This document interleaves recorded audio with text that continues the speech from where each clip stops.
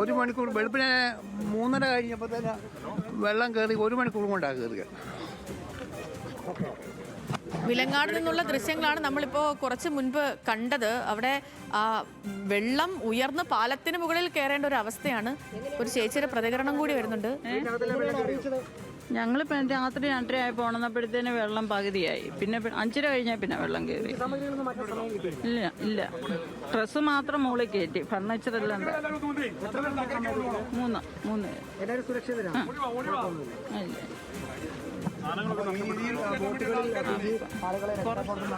ഇതിപ്പോ പത്തനംതിട്ട റാന്നിയിൽ നിന്നുള്ള പ്രതികരണമാണ്. നമ്മൾ നേരത്തെ കണ്ടില്ല, ഒരു വീടിന് മുകളിൽ കുറച്ചുപേര് കുടുങ്ങി നിന്നത്. അപ്പം അവരെ കുടുങ്ങിക്കിടന്നവരെ പുറത്തെത്തിച്ചു. ആ പുറത്തെത്തിയവരുടെ പ്രതികരണമാണ് നമ്മൾ കേട്ടത്. എല്ലാവരും സേഫ് ആണെന്നുള്ളതാണ് ആശ്വാസകരമായ കാര്യം. താഴത്തെ നിലയിലുണ്ടായിരുന്ന ഫേർണിച്ചറുകളിലൊക്കെ ഇപ്പം വെള്ളം കയറി കാണും. കുറച്ച് ഡ്രസ്സും കാര്യങ്ങളൊക്കെ മുകളിലേക്ക് കൊണ്ടുപോകാൻ പറ്റി എന്നുള്ളതാണ് അവർ പറയുന്നത്. നാശനഷ്ടങ്ങൾ രണ്ടാമത്തത്, മനുഷ്യരുടെ ജീവൻ സേഫാണ്, എല്ലാവരും സേഫായിട്ടിരിക്കുന്നു എന്നുള്ളതാണ് ഏറ്റവും ആശ്വാസകരമായ കാര്യം.